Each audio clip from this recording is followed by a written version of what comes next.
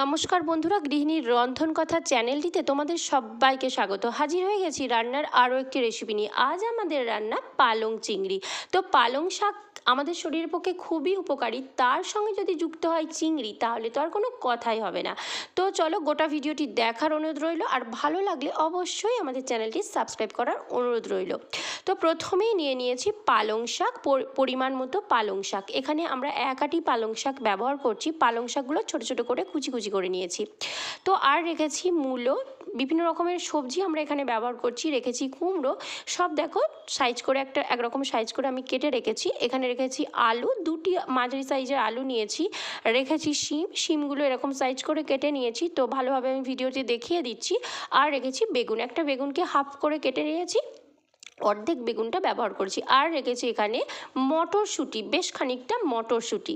তো এই লাগছে সবজি। আর যেটা লাগবে সেটা হচ্ছে দেখো চিংড়ি মাছ। চিংড়ি মাছগুলো ভালোভাবে ধুয়ে নিতে হবে। তো নুন হলুদ মাখিয়ে চিংড়ি মাছটাও এখানে রেডি করে রেখেছি। তো দেখো মা এদিকে কড়াইতে তেল দিয়ে গ্যাস অন করে দিয়েছে, আর এদিকে একটা পাত্রে জল গরম করতে দিচ্ছে। তো ছোটো একটা স্টিলের মগের 2 মগ জল এখানে গরম করতে দিল। তো এখানে দেখো তেল এসে গেলে দিয়ে দিচ্ছে 5 ফোড়ন। তো এবার সবজিগুলো সব তেলে ছেড়ে দিচ্ছে। তো যেহেতু শীতকাল, তো শীতকালে অনেক রকমের সবজি থাকে, তো সেজন্য খেতেও সব কিছু খুব ভালো লাগে। তো দেখো এখানে অনেক রকমের সবজি আমরা ব্যবহার করছি। তো সবজিগুলো তেলে দিয়ে মা একটু নাড়াচাড়া করে নিচ্ছে। তো এবার একটু চাপা দিয়ে দিয়ে একটু সবজিগুলো ভালোভাবে ভাজা ভাজা করে নিতে হবে। তো এদিকে দেখো জলটা ফুটে গরম হয়ে এসেছে। তো এবার দিয়ে দিচ্ছে পালং শাক, কেটে রাখা পালং শাক এখানে দিয়ে দিচ্ছি। পালং শাকটা জাস্ট একটু ভাপাতে দেওয়া হলো। তো মিনিট 5-7 মধ্যে এটা ফুটে আসবে জলটা। তো দেখো ঢাকনাটা খুলে আবারও সবজিগুলো মা ভালোভাবে নাড়াচাড়া করে যাচ্ছে। তো সবজিগুলো একবার একবার করে নাড়াচাড়া করতে হবে, আর একটু একটু করে চাপা দিয়ে দিতে হবে। তো দেখো আবারও চাপা দিয়ে দিচ্ছে। তো এদিকে দেখো জল একদম ফুটে উঠেছে, মা গ্যাস অফ করে দিল। পালং শাকটাও সিদ্ধ হয়ে গেছে। তো এদিকে দেখো আবারও ঢাকা খুলে মা কিন্তু সবজিগুলো নাড়াচাড়া করে নিচ্ছে। তো সবজিগুলো ভালোভাবে একটু ভাজা ভাজা করে নিতে হবে। এটা খেতে দারুণ দারুণ টেস্টি হয়। তো দেখো মশলাগুলো কী কী দিচ্ছি। তো দিচ্ছে দেখো হলুদ গুঁড়ো, পরিমাণ মতো হলুদ গুঁড়ো, অল্প একটু হিং,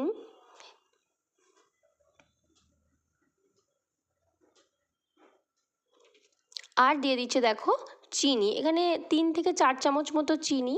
তো একটু মিষ্টি মিষ্টি খেতে লাগে, তো এটা খেতে দারুণ ভালো লাগে। তো এবার দেখো মা আবারও নাড়াচাড়া করে নিচ্ছে। সব রকমের মশলাগুলো দিয়ে আবারও সবজিগুলো ভালোভাবে নাড়াচাড়া করে নিচ্ছে। তো প্রথমে যে ধাপটা হবে সেটা হচ্ছে নিরামিষ পালং চচ্চড়ি, পালং শাকের চচ্চড়ি। মানে চিংড়ি মাছ সহ আর চিংড়ি মাছ ছাড়া দুটো এখানে দেখাবো।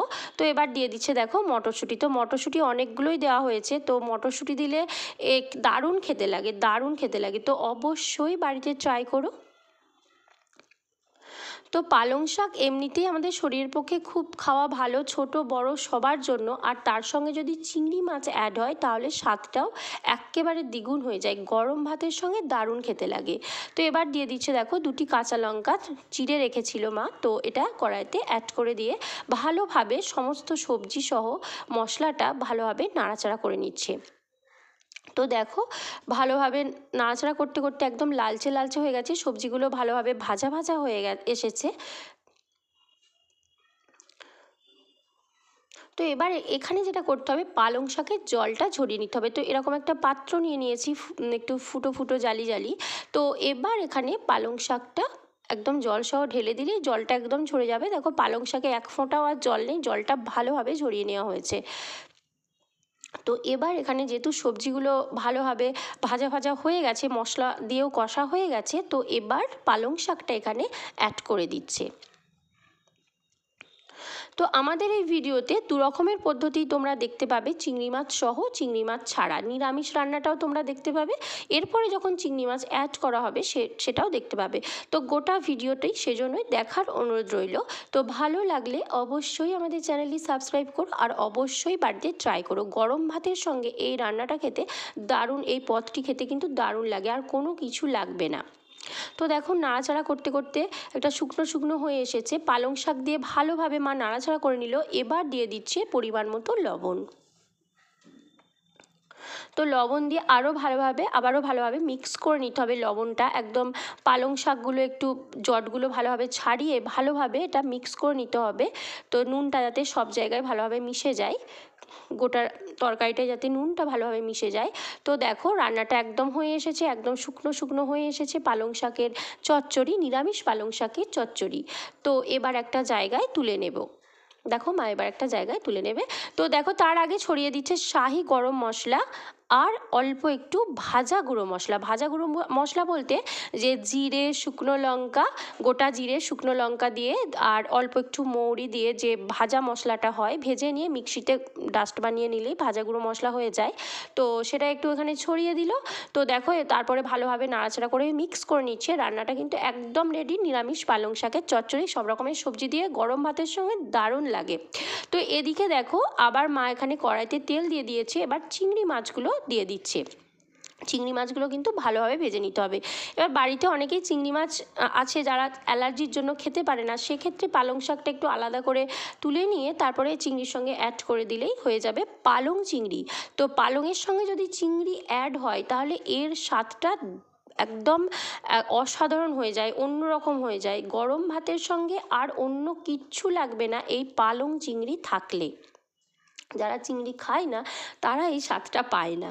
তো নিরামিষ পালং শাকের চচ্চড়িটাও কিন্তু খুব খেতে দারুণ হয়। তোমরা তো ভিডিওতে দেখে নিলে আমরা কীভাবে বানিয়েছি। তো মাছগুলো ভালোভাবে কিন্তু নাড়াচাড়া করে ভাজা ভাজা মা করে নিয়েছে। এরপরে রান্না করে রাখা যে পালং শাক সেটা এখানে মা অ্যাড করে দিল। তো এবার এই পালং শাক আর এই যে চিংড়ি ভালোভাবে কিন্তু মিক্স করে নিতে হবে। বেশ ভালো করে ওই চিংড়ি মাছের ওই তেল যে ভাজা হয়েছিল ওতেই এটা কিন্তু একদম অ্যাড করে দিল। তো ভালোভাবে পালং শাক আর চিংড়ি ভালোভাবে নাড়াচাড়া করে নিতে হবে। তো ভিডিওটি তোমাদের কেমন লাগলো অবশ্যই আমাদেরকে কমেন্ট করে জানিও। ভালো লাগলে অবশ্যই আমাদের চ্যানেলটি সাবস্ক্রাইব করো। আর আরও আমাদের এই চ্যানেলে চোখ রেখো। আরও নতুন নতুন অনেক রকমের রান্না তোমরা এখানে দেখতে পাবে। তো দেখো পালং চিংড়ি একেবারে রান্না একদম কমপ্লিট। গরম ভাতের সঙ্গে এটা থাকলে আর কোনো কিছু লাগবে না। অবশ্যই বাড়িতে ট্রাই করো আর অবশ্যই কমেন্ট করে জানিও। তো দেখো মা একটা জায়গায় তুলে নিচ্ছে পালং চিংড়ি। তো কেমন লাগলো রান্নাটা অবশ্যই তোমরা আমাদের চ্যানেলে কমেন্ট করে জানিও। তো বাড়িতে অবশ্যই ট্রাই করো। আজকের মতো ভিডিও এখানেই শেষ করছি। আবার কথা হবে পরবর্তী কোনো ভিডিওতে নতুন কোনো রান্নার রেসিপি নিয়ে।